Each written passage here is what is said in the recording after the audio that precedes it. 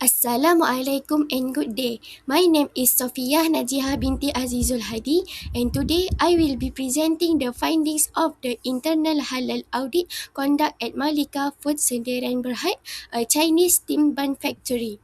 In this presentation, I will explain the audit findings, including the non-conformance identified, the category of non-conformance, the relevant clause, the root cause, the correction taken, and the corrective action proposed. Based on the observation shown in the picture 1, the non-conformance identified was frozen food stored without proper identification and dates labeling. This was categorized as a minor non-conformance.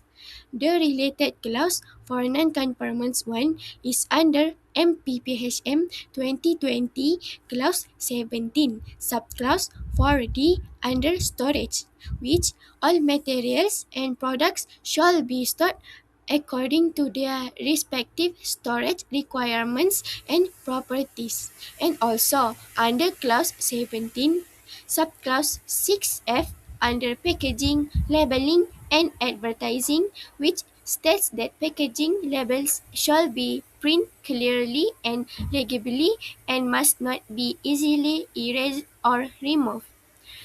The root cause of this non-conformance was the failure of the storekeeper to comply with the established labeling and storage procedures. As a correction, all newly stored frozen food items were immediately labeled with the product's name and storage dates, and also carried out to comply with the storage requirements, ensuring that product can be easily identified and traceability. As a corrective action, a labeling verification checklist was implemented and storekeeper was reminded to ensure that all frozen food items are properly labeled before being placed into proper storage. Next, based on the observation shown in picture 2, a non-conformance was identified when the worker was observed not wearing complete personal protective equipment PPE during food handling activities. This non-conformance was categorized as a major non-conformance. This practice does not comply with MPPHM 2020, Clause 17, Subclause 9E, and Subclause 9H under workers.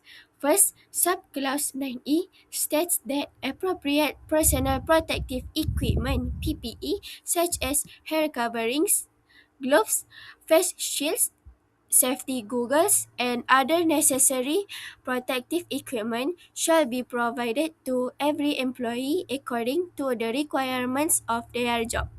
Next, under subclause 9H, employees should under subclause 9H, employees shall adhere to the Code of Ethics and Good Hygiene Practices (GHP) as prescribed under the regulations of the relevant authorities.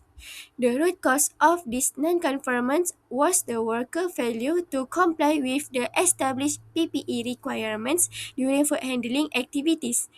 In addition, inadequate supervision and insufficient monitoring of PPE compliance contribute to the operator entering the processing area without wearing complete PPE. As a correction, the worker was immediately instructed to wear complete PPE before resuming food handling and food processing activities. The worker was only allowed to continue work after full compliance with the PPE requirements had been verified and the processing area was checked to ensure that no other personnel were found without complete PPE.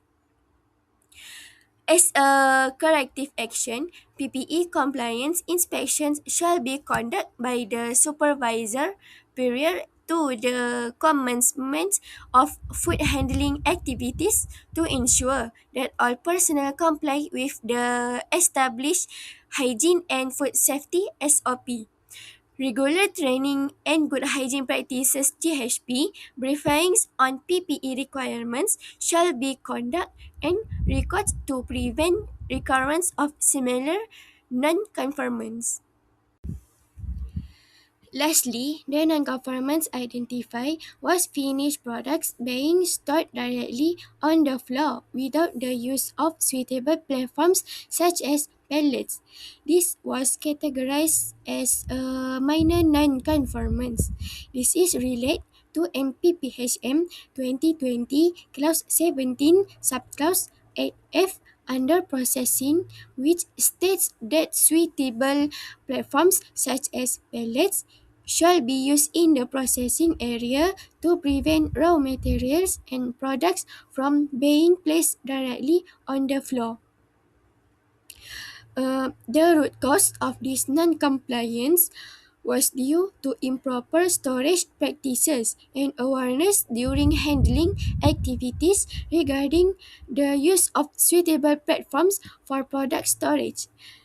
The procedures and consistent inspections by the supervisor of storage activities were insufficient, resulting in finished products being placed directly on the floor.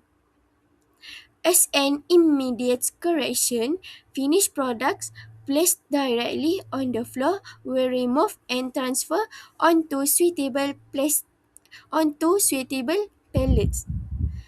As a corrective action, routine inspection by supervisors shall be conducted to ensure all products are stored properly using suitable platforms and to prevent recurrence.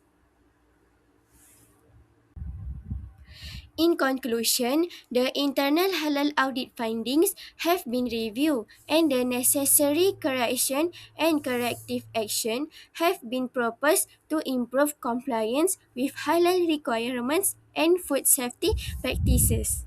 That's all from me. Thank you.